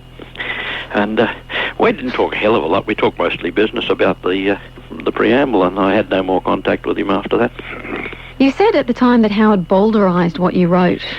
He insisted on putting in the word mateship, which I said was out of register. It was the wrong term to use in that context, but he wanted it. He was the customer, which is why you don't do copywriting, because the person commissioning the copy has the right to change it. In poetry, you have the privilege of leaving it exactly as you wrote it, so I thought no more copywriting, not even as a favour.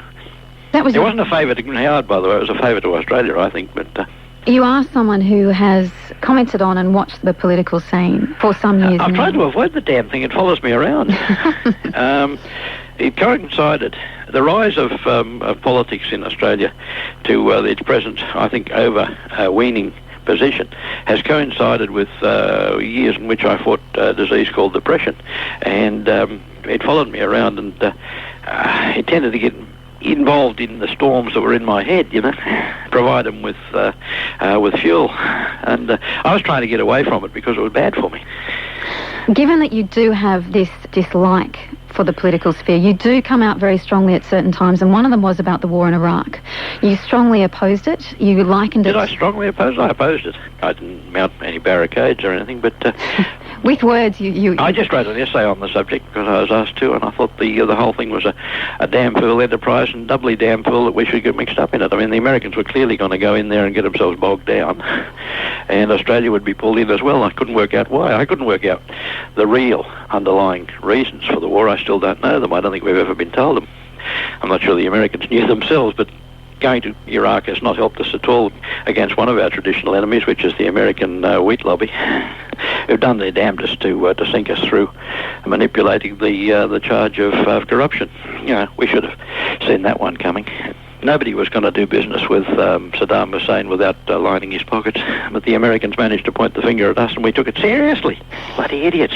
You don't think that's something we should have worried about? No, the whole wheat not at all. I mean, any fool would know that you don't deal with a fellow like Saddam Hussein without lining his pockets. At least Saddam is not a madman. He's not a Hitler. He's a Krim, but he's not a Hitler. A fellow you can bribe is also a bloke you can do business with.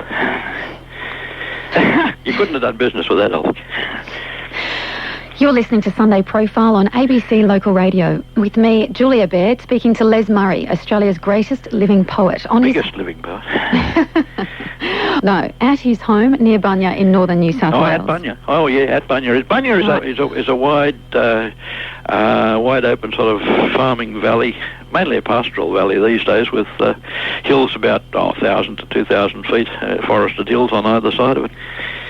You were speaking before about our cultural cringe being something that has continued throughout Australian history. Yeah. There were a few times when we've broken through it, like there were a few times in the 19th century where we did good things, like making the secret ballot work. It had never been made to work before. It only ever been tried a few times in Greece, actually. But that made it possible to get social change without revolution, and that was terribly important. It probably saved millions and millions of lives around the world. You can't count lives that are saved. You can only count lives that are lost. But that and things like old age pensions and the basic wage and so on were terribly important. I do believe in that part of Labor history. Well, one of the interesting things about you is that while you are shy from conventional politics, you've always been passionately interested in what it means to be Australian, and you've written about our identity in a way that others haven't really touched on. Yeah, which because makes usually they're touching some party line. I don't like parties, and I like to think outside the box if I can. Well, what is it that's distinctive about the Australian identity today? It tends to be a little bit furtive. It likes to do things under the lap and not be heavily declarative about it. Anybody making big declarations in Australia tends to be suspect, including me. How do you think Australia has changed over your lifetime? Oh, it's become... I hate the word multicultural because it's like shoving down your throat something which is already there and doesn't need to be shoved down your throat, you know. It happened naturally anyway, and then it became a policy. The upshot of the policy was that all the dislike which Australian elites have always felt for average Australians were able to find expression. It became what I once called a system of racism directed against Australians. I said that in the Sydney Town Hall to an audience of 2,000 Greeks, and the walls swelled outward slightly when they heard these terrible words pronounced. But it was a massive cultural cringe. We're prepared to cringe to every nationality in the country, except perhaps the Ukrainians, whom the government doesn't like, and put ourselves down. You know, there's another way of putting Australians down. I think we put Australians down a lot more than we used to. That's one big change. Or rephrase the sentence, we put Australians down even more than we used to. Well, there's been some critics of the current government who say that we've become meaner as a country over the last 10 years. I've always found Australian governments mean, to tell you the truth. I remember once going to Britain and we fell into unemployment. We were still members of what then was, I suppose, the tail end of the British Empire. And we found over there that when we were in need, we were treated politely. The dull people came around to our place to talk to us and fill in the forms. They were polite, they were kind, they were accommodating. We'd never seen that from our own welfare in Australia. Our own welfare treated the poor like dirt. They made you crawl on the ground before they gave you, 2 and 6. And I've always found Australian governments to be, because their origins, I guess, are in the police commissary, in the convict system, they always treat the needy like dirt. What did you make of the debate over the detention of asylum seekers?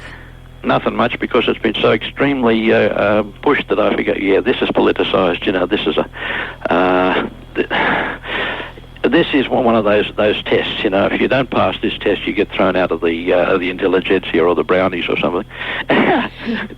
Which is why you asked me the question, by the way. Well, no, I asked the question because I read a comment of yours where you said you think that people should come here, have their claims tested within a week. If they're not accepted, they should be sent back. Yep, I figure that's fair. Have your claims tested. Don't be mistreated. Don't be imprisoned and so on. Just have your claims tested in a civilised fashion. So you seem to have some concerns about it, but you don't want to be lumped with the... I don't want to be put in with anybody's big lobby gang whose motives may not have much to do with the asylum seekers, but might have everything to do with trying to change the government. Sure. And of course, one of the things which has been on the political radar over the last couple of weeks, again, you've always been very passionate about the Aboriginal community and culture, and we seem to go through these cycles where the media is interested in it, whether it's domestic violence over the last couple of weeks or alcoholism. And what do you think is going on with the way that we think about our history and our heritage? And possibly not enough else was happening that week to talk about in the media. I mean, the papers have to sell every day, don't they? I don't know who cares about Aborigines and how much they care, and whether white people caring about Aborigines ever helps the Aborigines much. I'd like to hear much more from Aborigines and much less from whitefellas. You said once that you'd like to have your ancestry tested to see if you actually have any... It'd be interesting to know. I don't know what I would do in any given case, but it'd just be interesting to know. And Jim Spiegelman the other day, the Chief Justice of New South Wales, said that millions of Australians probably have some Aboriginal ancestry, and I thought, millions? Yeah, it's probably true. And it'd be interesting to know just who, you know. Would it change the way you thought about yourself? Probably not very deeply. This north coast of ours has always had a quiet Aboriginal dimension to it culturally. A lot of cultural mixing went on up here. Cultural and probably inevitably racial mixing went on up here. Some people were concerned to hide it. Some people successfully hid it. Other times you'd be told, oh, that family, yeah, the so-and-sos, yeah, they're black. And you'd look at them and you say, they look just as blonde or red-headed or freckly as anybody else, but no, they're black. They've got Aboriginal ancestry. And it's such a terrible pity that it's been a matter of stigma. That stigma came from India, I think. The British, when they first settled in India, or British East India Company, he used to give a gold coin for every mixed-race child that was born. They are encouraging the British officers there to have Indian wives and children. And then it all reversed. After the Indian Mutiny, it became a great shame and disgrace. The British women started coming to India to find husbands amongst the British officers and so on. And it became a tremendous disgrace. And the Anglo-Indians, as they're called, were treated like dirt, and still are. And they're very cagey about ever admitting that they are Anglo-Indian. I've known a few of them. That thing came to Australia too. There was a nice intermingling of the races happening in Australia, and then suddenly it got switched off. And I blame the women for it, the British women, the non-convict women, the free settler women, who turned it off in the manner of India and made it a disgrace. Look, let's talk about the pocket of Australia you grew up in and still live in, which has had such a strong influence on the way you see the country. Yeah. You grew up in Bunya, in rural New South Wales. Part of the well-watered part of Australia. Right. In rural New South Wales, but you had a difficult childhood. You experienced severe bullying at school, the death of your mother. I think it was partly, I was bullied at school largely because I was a little bit autistic, you know, a little bit kind of, a bit Asperger's, not having many social skills and not quite knowing how to deal with other people, because I was an only child as well. I mean, it's bad training for an Asperger to be an only child as well. Yeah. So what did it mean for you to have Asperger's? It's no disadvantage to a large extent. I mean, it made me studious and thoughtful and capable of enjoying being solitary and enjoying my own company, which I've always done. Not being reliant on other people's opinion. It's difficult when you come to relate to people then? Is that where the problem is? Can be. It takes a long time to learn stuff. Some people seem to come into the world knowing social stuff and have a gift for it. And it's something I find slightly enviable because I've just never had it. I'd have to spend 2 days working out what they can do instinctively. You once said, when there was a chance of being lost in the world, Bunya was always my anchor. Yeah. Bunya, marriage and religion have been my securities in my precarious life as a poet. Yeah. Let's talk about the woman you've been married to since 1962, Valerie Morelli. There's a wonderful story about how you met. You were playing Satan. I was playing Satan and she was wardrobe mistress in a German mystery play at the Great Hall that's in the university. And she made me a cloak of red lined with yellow. And I wore a pig mask. I had to be hideous and... There's very few wives who get the chance to dress their future husbands up as Beelzebub. As Satan, yeah. She knew what she was getting, you know. So is there something between you straight away? Is she... Pretty much, I think, yeah. Yeah? And, I took a great interest in her immediately, and it has not abated. And she's been the principle of good sense and reason and so on in my life ever since. I'm by no means reliably sane, you know, and she's been the principle of sanity. You must have written her poems. Yeah, but I tend to be a reticent sort of fella about these things, you know, things close to the heart. I once wrote a very little poem, which is not for her, it's just in general. It says, the truest love poems are known as such to the lovers alone. Yeah, it's hard to know sometimes in my work which were the love poems. You know? There are one or two of them that are explicit. Explicit about what? Our great friendship, for one thing, and things we have in common. But she's done various arts, and whenever she masters one, when she's really good at it, she drops it.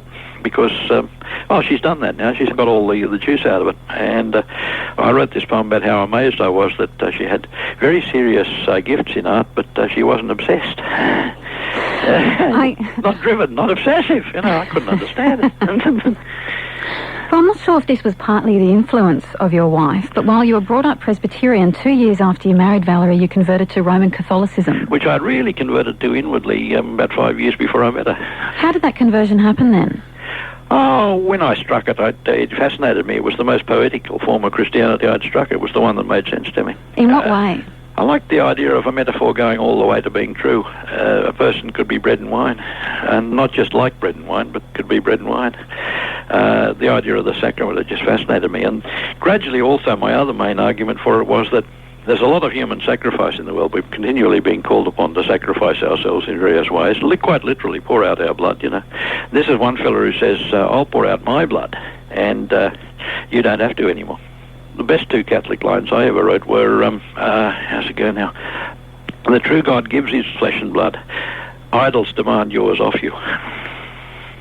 As you mentioned earlier, you have struggled with depression for many years. But where was God during those times when it's particularly acute? Where would I have been without him?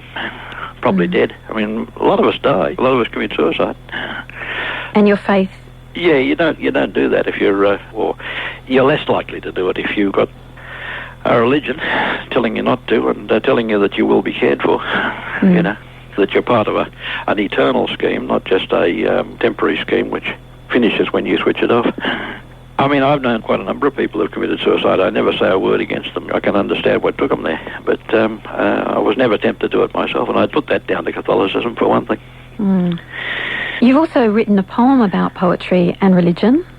Can you read it to us now? Yeah. Religions are poems.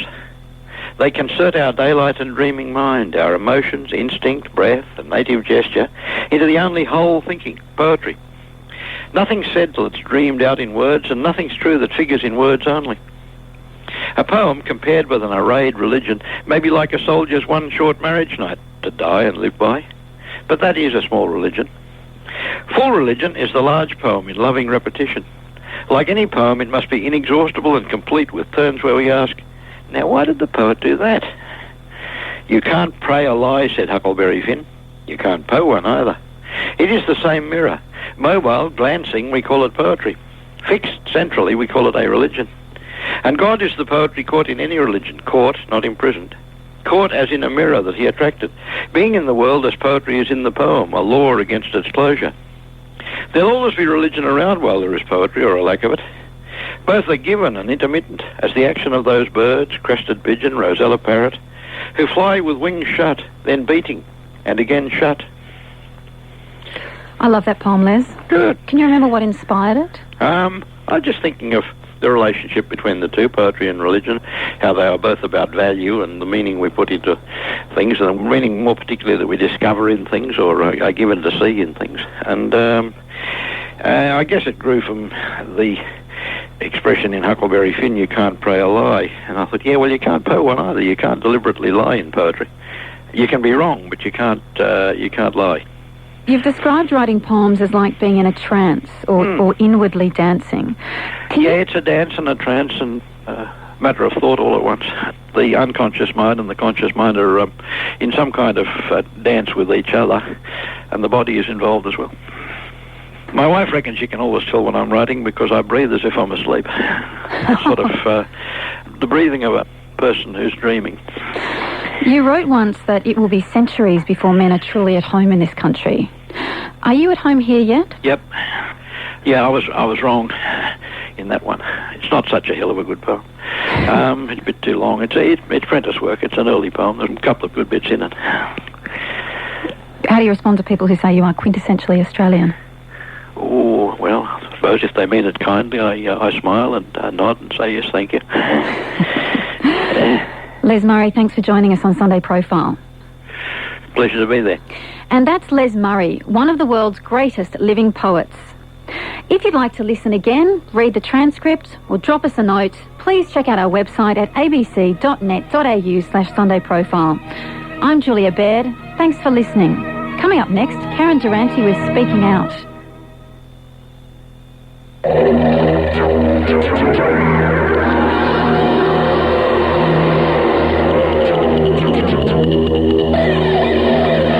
Now, Speaking Out with Karen Durante on ABC Local Radio.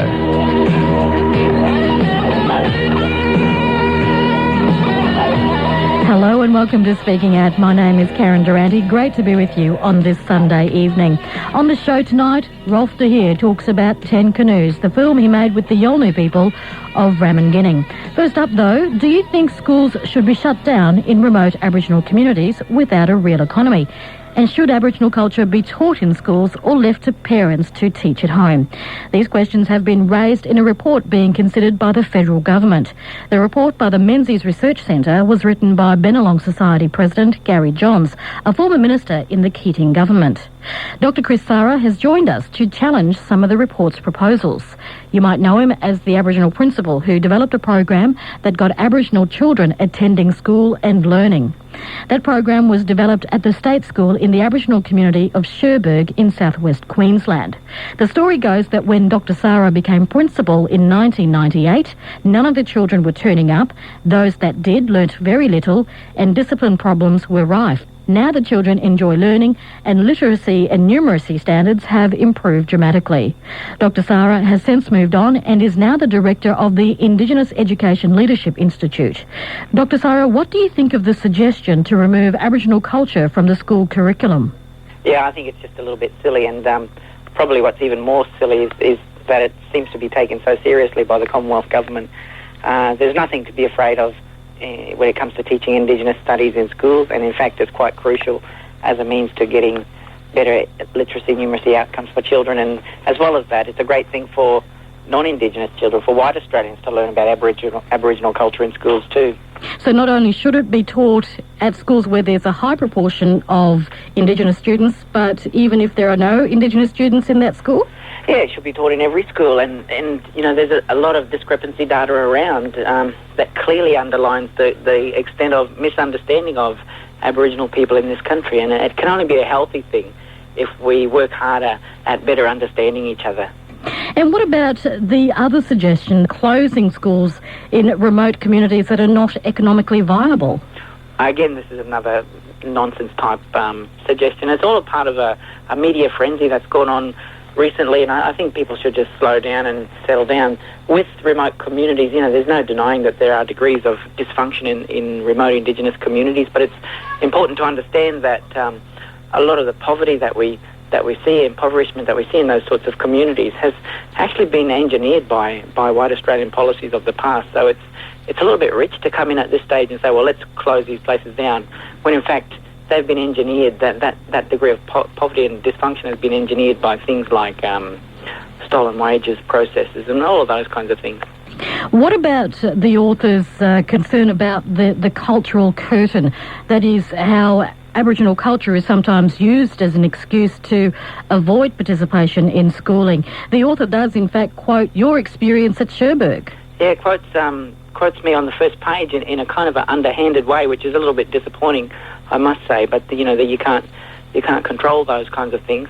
What was very clear to me is that we had to change ourselves as a school first, and we certainly weren't hiding behind any cultural curtain. And I don't think I've seen any Aboriginal parents say that they don't value education. One of the things that the report said was that schooling must be made compulsory for Aboriginal children. Well, in fact, school is compulsory for Aboriginal children, and the way it's presented, it's like Aborigines and communities are trying to make out that they don't want to go to school. Well, that's not what Aboriginal people are saying. Similarly, there is the suggestions that this cultural curtain exists around things like child abuse and rape of women in communities, and what I'm hearing from the media is a lot of white people saying that this is what Aborigines say. I haven't seen any Aboriginal person say those type of things, you know, the things that we've been accused of, and I challenge the media to show me one Aboriginal man that says that it's okay or that it's culturally sound to rape our women or to abuse our children. I'd challenge them. And if they can produce one Aboriginal man that says that, then I can show you a man who should be locked up. I detect a degree of frustration from there. I guess with National Reconciliation Week wrapping up, that this has possibly been a frustrating one for you? Yeah, very frustrating, only in the sense that we've been dramatically misrepresented by some irresponsible white Australians. There are so many, really great white Australians out there who know and understand that this is not the real Aboriginal Australia that's being described in this media frenzy by just a few irresponsible white Australians who should really know better. I think it's time to just calm down, take it easy. And I'd really encourage white Australia just to see us for who we really are as Aboriginal people and embrace us for who we are. We're not a group of people to be feared or despised or anything like that. And to Aboriginal Australia, I say, let's just hold our ground and be who we are. We know who we are. We know that we're not the people that this media frenzy is describing, and these very few irresponsible white Australians. I'm Karen Durante, and with me on Speaking Out tonight is Dr. Chris Thara, Director of the Indigenous Education Leadership Institute in Cherbourg. You're clearly concerned that if this report is embraced by the federal government and becomes policy, what do you think will happen if that does happen? It's disastrous if we think that we should reject any notion of teaching Aboriginal culture in schools, because for any child, whether it's a Vietnamese child, Chinese child, Middle Eastern child, white Australian child, it's a necessary part of the process of the pursuit of better literacy numeracy outcomes to embrace a child's cultural identity as part of that process. You can't just pretend that a child's Aboriginal identity doesn't exist and then expect to get better literacy numeracy outcomes. If you pretend that we should reject it or pretend it's not there or completely keep it out of schools, then we move back to a time when we just make schools that completely alienate in place that they have been in the past, and then schools don't make sense to kids anymore. This was the strength of the strong and smart philosophy. Strong meant strong and proud to be Aboriginal. Smart meant smart enough so that we can mix it with anybody else. And it's all a necessary part of the process, because when we started talking about strong and smart in schools, all of a sudden school made sense for the kids in Cherbourg, and they were hooked on it and hooked on learning, and they wanted to be a part of it. Strong and Smart is the program that you developed there at Cherbourg. Yeah, that's right, yeah. What's actually happened with that program? Is it still running in Cherbourg now that you've left? Yeah, the philosophy still exists and the children are still talking about it, and the parents in the community significantly are still insisting on it. So any educator that goes near Cherbourg State School knows that their actions has to be aligned with the pursuit of stronger, smarter outcomes for those children. Now, those educators, they either get with that philosophy or the pursuit of that philosophy, or they get rolled by it. And has it branched out to other state schools in the area, or has it gone national? What's happened? Yeah, I guess I've been travelling more nationally now, and you see some great things happening around the country. It's worth noting, for instance, there's a young guy, Leon Proud, who's principal of Horn Island School. He's a young non-Indigenous guy, but he's got that school chanting out that they're the clever, confident and caring school, and everything that happens in their school hangs off being clever, confident and caring, and it just makes really good sense. It's a part of getting better literacy numeracy outcomes, but it's also a part of embracing the cultural identity of the Torres Strait Islander children. But it sounds like it's individual schools that are embracing the kind of program that you developed at Cherbourg. It doesn't sound like it's education policy. No, and I guess that's the scary thing about, if the Commonwealth Government is entertaining such silly notions of rejecting Aboriginal culture in schools. But I think it kind of emphasises one of the points that I've been making all along in this debate, and that is, if we wait for political leadership on this issue, then we'll be waiting forever. We've just got to wait. We've just got to stand up as white Australians and black Australians together, stand up at a community level and be united. And let's reject any of this sort of nonsense about pretending that we don't exist or trying to rule Aboriginal culture out of schools. what really counts is the leadership at the local community level, both black and white. Well, you're the director of the Indigenous Education Leadership Institute. Is it going to be your job to counter what are very persuasive arguments in that Menzies policy report? We'll certainly be doing our part to counter such nonsense and stupidity, and we'll do that probably more by trying to inspire principals around the country in schools where there are high numbers of Indigenous children to do the right thing by their children in those schools. And it's not the right thing to pretend that their cultural identity doesn't exist. What is the right thing is to embrace their cultural identity, not at the expense of better literacy and numeracy outcomes, but as a crucial and fundamental part of the process of pursuing that. Dr. Chris Sara, Director of the Indigenous Education Leadership Institute in Cherbourg, Queensland. You're with Karen Durante, speaking out on ABC Local Radio. Long time ago, 10 of us men went on the swamp to hunt the eggs of kumang, the magpie goose. This young one was thinking wrong thoughts. So this old fella tell him a story. A story before a long time ago. Before we can remember. This story has too many words. But not enough women.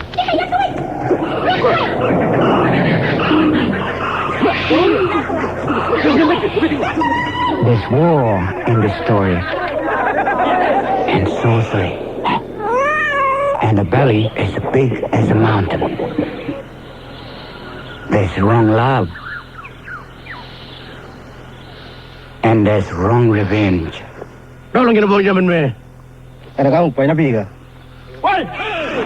Maybe it's a bad ending. Maybe it's a good one. It's not like your story. It's my story. My story you've never seen before. David. Pope Paul VI published his first encyclical, Ecclesiam Suam. He recalls Pope John